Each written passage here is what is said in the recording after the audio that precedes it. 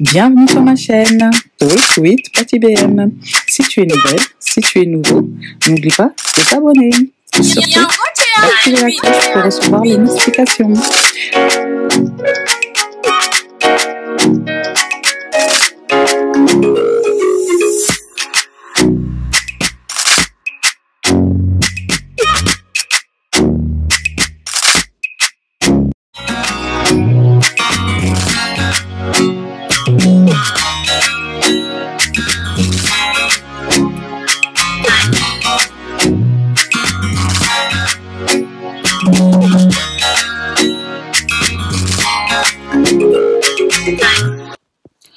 Coucou les girls, coucou les chéris, coucou tout le monde.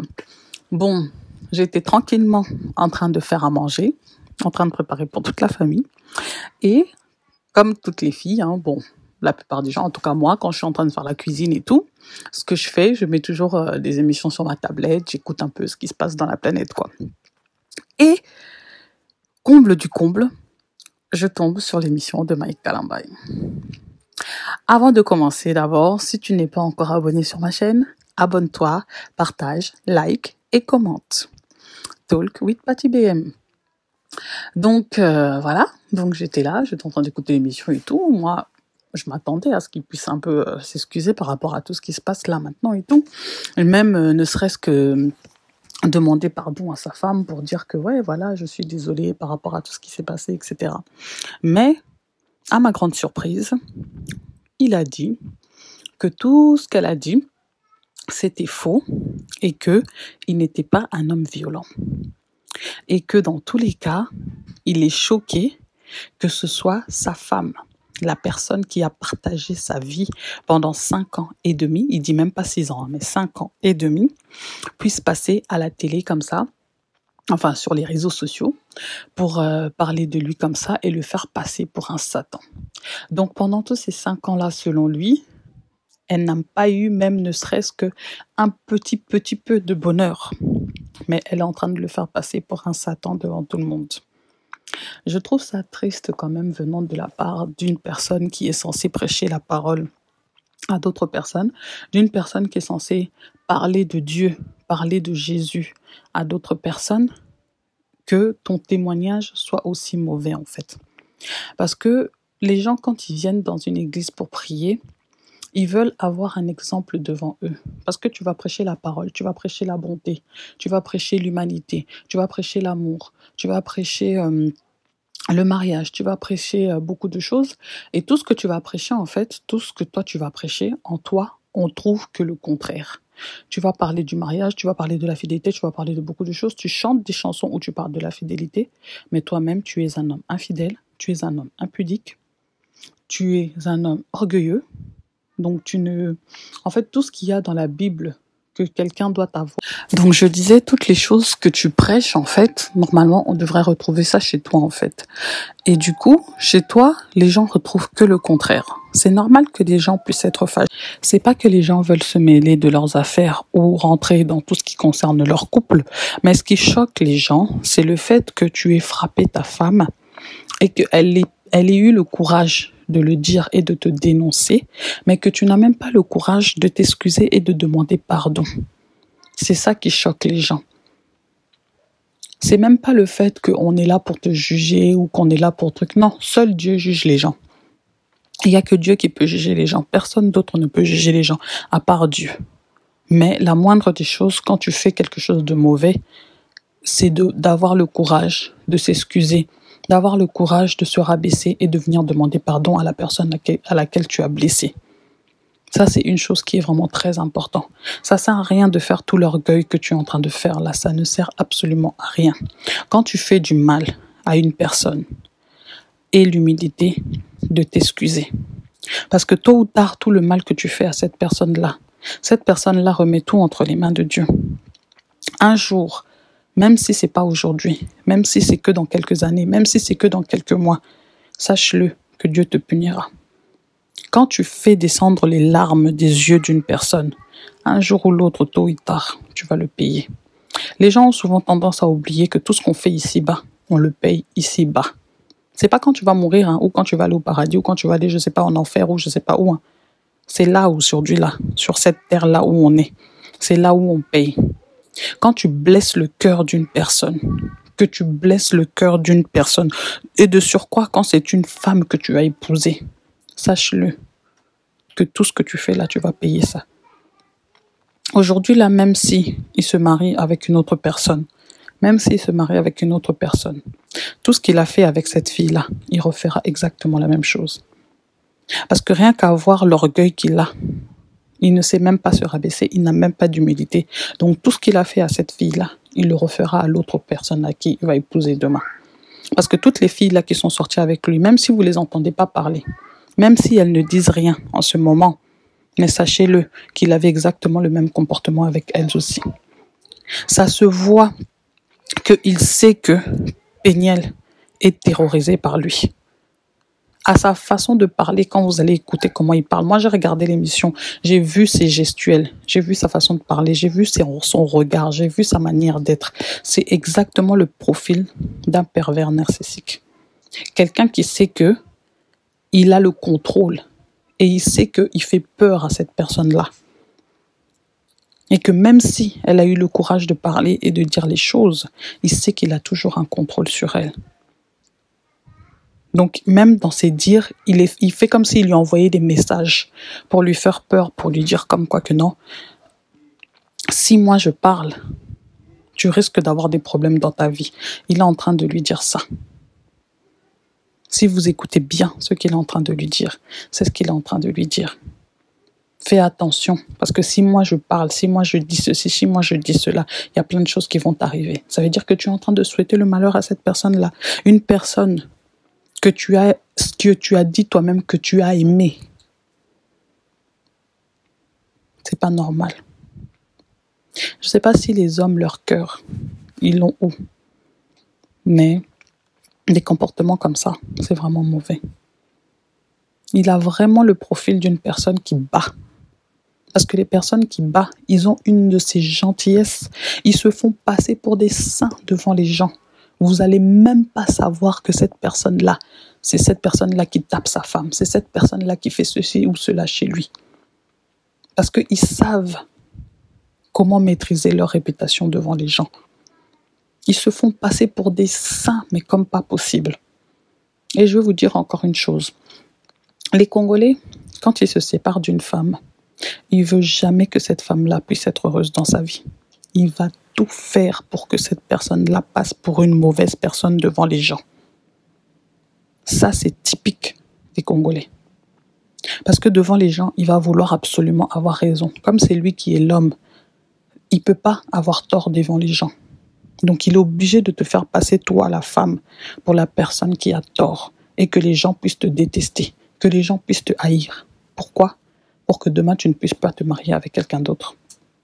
Parce que lui, il sait qu'il va recommencer sa vie avec une autre personne. Mais il ne veut pas que toi, tu puisses être heureuse. Il ne veut pas que toi, tu te fasses épouser par quelqu'un d'autre. Donc, du coup, il est obligé de faire en sorte que on sache que toi, tu es une mauvaise femme. Même si tu as été une bonne femme avec lui, il va tout faire pour dire aux gens que tu es une mauvaise femme. Pour que les gens pensent que tu es une mauvaise femme. Là, ils ont tout fait. Ils ont fait passer Péniel pour une femme impolie.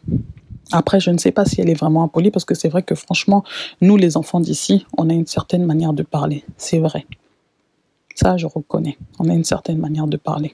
Il l'a fait passer pour une personne qui est impolie. On l'a fait passer pour une femme qui ne cuisinait pas, qui ne savait pas s'occuper de son mari, qui ne savait pas s'occuper de ceci ou de cela, qui ne savait pas s'occuper de ses enfants, qui ne savait pas recevoir sa belle famille, qui ne savait pas... Donc, on lui a sorti toutes les choses possibles. Et le comble dans tout ça, c'est qu'il a laissé son frère passer devant la télé pour dire aux gens que cette femme-là l'a trompé avec son frère. Vous vous rendez compte jusqu'à quel point tu passes devant les gens et tu laisses même tes propres frères salir le nom de ta femme, la mère de tes enfants, devant tout le monde, comme ça, devant le monde entier. Ça, c'est pour gâcher sa réputation. C'est pour qu'un jour, elle ne puisse jamais se marier. Vous croyez qu'il fait ça pourquoi ? Vous croyez qu'il fait ça pourquoi ? C'est pour qu'un jour, elle ne puisse jamais se marier et qu'elle reste comme ça avec ses enfants. Il ne veut pas qu'une autre personne vienne et rende cette femme-là heureuse. C'est ça son problème, parce qu'il sait le mal qu'il lui a fait. Et il ne veut pas que quelqu'un d'autre vienne guérir le cœur de cette femme-là.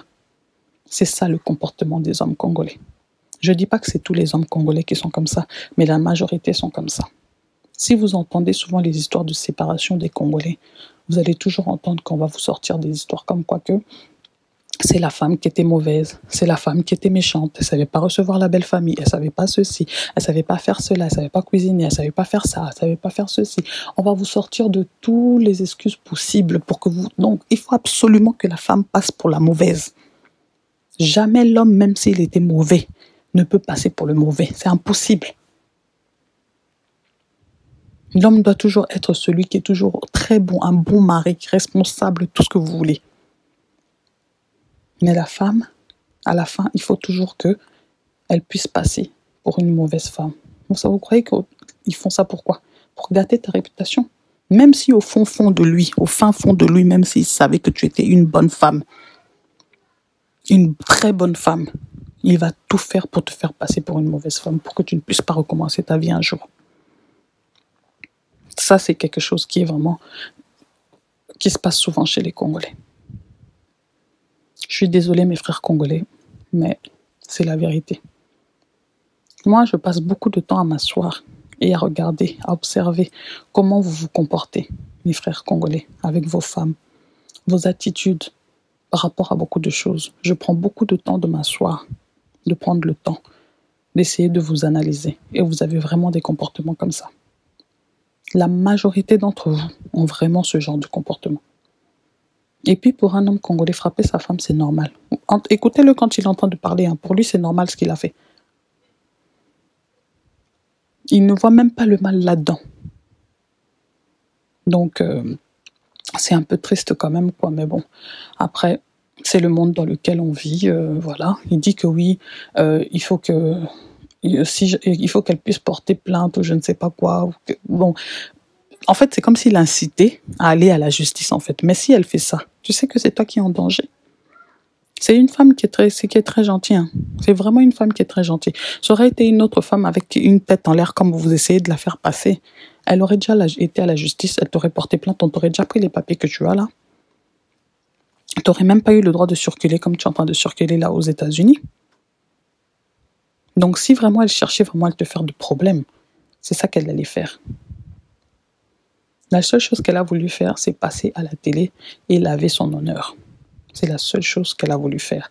Parce que tu as tellement laissé les gens parler mal de cette fille. Si vraiment c'était une personne que tu aimais pour de vrai, tu n'aurais même pas permis une seule seconde que toutes les personnes là qui sont passées, qui puissent dire ne serait-ce qu'un seul mot de mal sur cette fille. Mais si tu l'as permis, c'est quelque part parce que tu ne l'aimais pas du tout vraiment au départ. Parce qu'une personne qu'on aime, on ne laisse pas les gens venir dire du mal de la personne.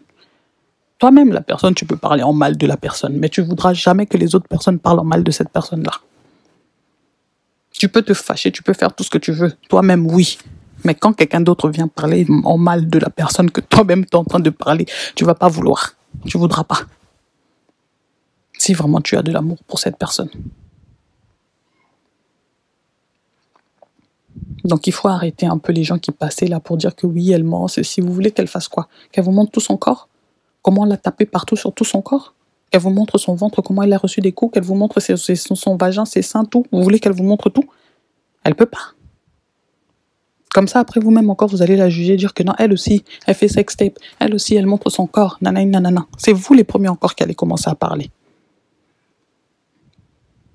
Donc, s'il vous plaît, les gens, arrêtez un peu. Changez un peu votre mentalité, là, les Congolais. Changez un peu votre mentalité. J'ai l'impression vraiment que... Donc, on dirait la communauté est tellement broke. Je veux dire même en anglais. Broke. On dit comment? Broke, je sais pas. Dites, corrigez-moi les gens qui parlent anglais, là. Tellement que vous êtes cassés dans vos cerveaux. Que pour vous, tout ce qui n'est pas normal devient normal. Et tout ce qui est normal devient pas normal. Les choses bien deviennent mauvaises, les mauvaises choses deviennent bien. Et ça, c'est une chose que je n'arrive pas à comprendre, quoi. C'est vraiment dommage. C'est vraiment dommage. Je vois des filles qui passent là, qui sont en train de dire oui, mais elle aussi, elle est femme de pasteur, femme de ceci. C'est pas parce que tu es femme de pasteur que tu peux pas vivre ta vie. Hein. C'est pas parce que tu es femme de pasteur que tu peux pas te réjouir, que tu peux pas être épanouie. Qui vous a dit ça? Parce que tu es femme de pasteur, tu peux pas être épanouie, tu peux pas être heureuse, tu peux pas être ceci. Tu es obligée d'accepter tout et n'importe quoi? Non. Non. Tu as droit à avoir une vie comme tout le monde. Tu as droit à être heureuse comme tout le monde. C'est pas le titre que tu as ou je ne sais pas quoi qui fait de toi que tu dois être dans une prison. Non. Se marier, c'est pas la prison. Se marier, c'est pas l'esclavage. Mais on dirait dans la tête des Congolais, on dirait c'est ça qu'on vous a fait rentrer dans votre tête. Donc pour vous, être marié, ça veut dire supporter tous les conneries, quoi. Non. Il y a des choses qui sont supportables, il y a des choses qui ne sont pas supportables. Quand quelque chose ne va pas, quelqu'un le dit. Et acceptez-le quand quelqu'un dit quelque chose qui ne va pas. Et vous avez du mal à accepter ce genre de personnes qui osent dire les choses quand ça ne va pas. Parce que vous êtes tellement hypocrite.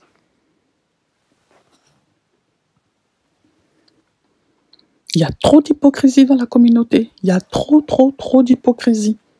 Il faut vraiment qu'on fasse un effort là-dessus. C'est pas normal. Comment toi tu es avec ta femme, tu trompes gauche-droite par-ci par-là, alors que toi tu es censé donner l'exemple aux gens à qui tu prêches. Quel exemple tu vas donner à tes fidèles? Aujourd'hui tu es devenu pasteur, quel exemple tu vas donner à tous les gens que tu vas prêcher là? Quel exemple? Oui, on est tous des hommes, nous tous on commet des péchés, oui, mais toi tu es censé être le berger, conduire les gens. Si toi-même le berger, tu as déjà le comportement comme ça, comment vont être tes brebis? Quel exemple tu donnes à tes brebis? On ne donne que ce qu'on a. Ça veut dire que toi, tu vas leur donner que ce que tu as là. Ton impudicité, ton infidélité. Parce que pour toi, c'est normal. Et pour tes brebis, ça va devenir aussi normal. Il faut arrêter de jouer avec le nom de Dieu. Moi, ce qui m'énerve là-dedans, c'est le fait qu'on joue avec le nom de Dieu. Arrêtez de jouer avec le nom de Dieu. Dieu n'est pas votre ami. Oui, on dit toujours que oui, c'est mon seul ami, c'est mon seul truc. Oui, mais dans le sens où c'est à lui que tu peux te confier quand tu as un problème, dans le sens où c'est sur lui que tu peux compter en toute chose. Mais c'est pas votre ami, comme on dit en lingala, c'est ton master, c'est ton copain, c'est ton machin. Non. Ayez la crainte de Dieu.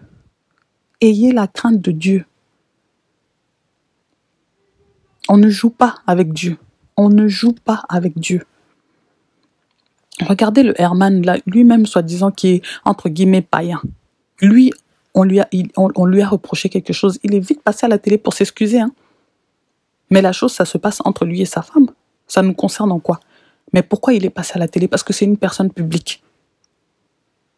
Mais vous aussi, vous êtes des personnes publiques. Tout le monde écoute vos chansons. Vous nous prêchez vos chansons. Vous nous prêchez la parole de Dieu dans vos chansons. C'est tout à fait normal que tout le monde est en train de réagir. C'est pas une question de devoir se mêler de vos affaires ou quoi que ce soit, non. C'est juste quel témoignage vous donnez au corps du Christ. C'est ça le problème dont les gens ils ont besoin. Vous dites ne touchez pas à mes ouins, mais non. Quand les ouins font du mal, il faut leur reprocher. Il faut leur reprocher. Sinon, ils nous emmènent tous dans la perdition. Pour pas qu'on tombe tous dans la perdition, il faut qu'on nous reproche à nos ouins. Il faut que nous, on fasse comprendre à nos ouins que non, oui, vous vous êtes mal comportés. On ne se comporte pas comme ça. C'est pas l'image qu'on veut voir de vous. C'est pas l'image qu'on veut que les gens aient de vous. C'est pas l'image qu'on veut qu'on donne de Dieu. Tu as commis un péché. Même pas un péché, mais plusieurs péchés. Et au moins l'humilité de craindre Dieu et de t'excuser. C'est tout ce que les gens te demandent. Ou même pas de t'excuser envers les gens, mais même envers ta femme. Tu n'arrives même pas à avoir cette humilité-là de t'excuser envers ta femme. Et tu passes devant la télé, devant tout le monde, et tu salis son honneur encore comme ça. Là, comme tu as encore réagi, tu crois que tu cherches quoi? Tu as encore allumé le feu dans quelque chose qui était déjà mort. Tu as encore activé le feu. Donc je pense que tu as envie qu'elle continue de parler, quoi. Parce que si tu voulais vraiment que cette histoire s'arrête, La seule chose que tu aurais eu à faire, ça aurait été de t'excuser. Elle aurait stoppé net. Parce que ça se voit que cette fille n'a pas envie de te faire du mal. Ça se voit. Oui, elle veut pas te faire du mal. Elle a vraiment pas envie de te faire du mal, quoi. Donc, franchement, je ne sais pas s'il y a quoi qui se passe dans la tête de tonton Boxster trompeur. Je ne sais pas. Mais en tout cas, ça, c'est pas pour éteindre le feu, quoi. Ça, c'est pour vraiment l'activer. C'est vraiment pour l'activer, quoi. C'est vraiment pour l'activer. Donc, il se comporte vraiment comme son ami, celui qui dit que Dieu lui a dit de ne pas se marier. Donc voilà, je ne veux pas citer les noms ici parce que ça ne sert à rien. Donc voilà, bah, c'est tout ce que j'avais envie de partager avec vous aujourd'hui. Et surtout, surtout, je voulais dire au peuple de Dieu, n'arrêtez pas de prier Dieu parce que toutes ces choses-là se passent. Dieu n'a rien à voir avec tout ce qui se passe là maintenant. Dieu, la seule chose peut-être que Dieu a à voir là-dedans, c'est qu'il expose toutes les mauvaises choses qui étaient cachées. C'est peut-être juste ça. Mais sinon, dans leur comportement, Dieu n'a rien à voir là-dedans. C'est eux-mêmes. Donc ne faites pas porter le chapeau à Dieu, pardon. Ne faites pas porter le chapeau à Dieu. Vous continuez à prier votre Dieu, gardez votre relation avec Dieu. C'est très important. C'est pas parce que eux se sont mal comportés que vous devez arrêter, stopper net votre foi. Non. Gardez votre relation avec Dieu. Continuez de prier Dieu. Continuez de parler à votre Dieu. Eux, c'est leur problème. Dieu est en train de les exposer. Mais vous ne devez pas cesser de prier à cause de ce genre de personnes-là. Il ne faut surtout pas arrêter de prier à cause d'eux. Ne gâtez pas votre foi pour ces personnes-là. Donc voilà, c'est tout ce que je voulais partager avec vous aujourd'hui. Je vais vous mettre l'extrait de l'émission de Monsieur Tonton Boxeur et Trompeur. C'est le nom que je lui ai donné. Tout le monde l'appelle Mike Tyson, mais moi je l'appelle Tonton Boxeur et Trompeur. Donc du coup, je vais vous mettre l'extrait de l'émission là où il est passé. Comme ça, vous allez bien écouter ce qu'il a dit. Les mamans, on a dit que vous réagissez trop par émotion. Vous êtes trop émotif. C'est ce qu'il a dit. Trop émotive. Hein? C'est ça on dit? Hein? Ouais, trop émotive.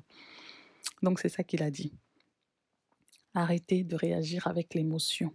Or là, personne ne réagit avec l'émotion. En tout cas, moi, je ne réagis pas par émotion. Je réagis par rapport aux faits.